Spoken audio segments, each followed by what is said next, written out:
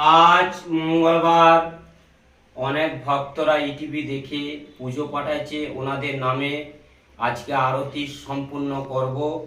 সবাই ভক্তরা দেখুন, মায়ের ভিডিওটা দেখুন মনোযোগ করে। জয় সোনা মায়ের জয়।